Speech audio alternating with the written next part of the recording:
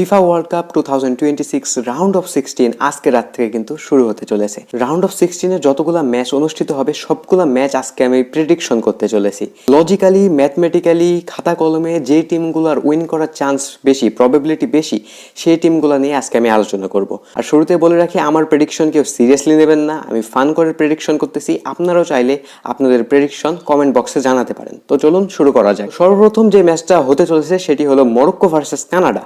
তো এই ম্যাচটা ইজিলি মরক্কোর উইন করা উচিত, কেননা মরক্কো এইবারের ওয়ার্ল্ড কাপে ডার্ক হর্স হিসেবে নিজেকে কনসিডার করেছে। মরক্কো কিন্তু অনেক ভালো একটা টিম, যদিও কানাডা ভালো পারফরমেন্স করতেছে, তবুও মরক্কো ইজিলি এই ম্যাচটা উইন করতে চলেছে।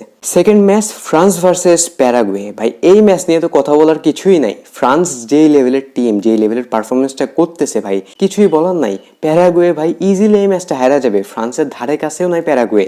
প্যারাগুয়ে যদিও ভালো পারফরমেন্স করতেছে, জার্মানিকে বিট করছে, বাট ফ্রান্স তো ফ্রান্সকে বিট করতে পারবে না। ফ্রান্স ইজিলি এই ম্যাচটা উইন করতে চলেছে। Third match USA versus Belgium. এই ম্যাচটা একটু টাফ ম্যাচ হতে চলেছে। ইউএসএ এবার ভালো পারফরমেন্স করতেছে এবং বেলজিয়ামও একটা ডিসেন্ট পারফরমেন্স করতেছে। তবে যদি প্লেয়িং স্টাইল এবং প্লেয়িং পারফরমেন্স হিসেবে বিবেচনা করি, তাহলে ইউএসএ এই ম্যাচটা উইন করতে পারে। বাট যদি ইন্ডিভিজুয়াল পারফরমেন্স, ইন্ডিভিজুয়াল ট্যালেন্ট নিয়ে যদি বলি, তাহলে কিন্তু বেলজিয়াম এই ম্যাচটা উইন করবে। বেলজিয়ামে অনেক ভালো প্লেয়ার আছে, যেমন Jeremy Doku, Trossard, Lukaku, Kevin De Bruyne. এই প্লেয়ারগুলো যদি তাদের ইন্ডিভিজুয়াল ট্যালেন্ট দিয়ে ভালো পারফরমেন্স করে, তাহলে তো ইজিলি বেলজিয়ামের এই ম্যাচটা উইন করার কথা। Fourth match Portugal versus Spain, most controversial match.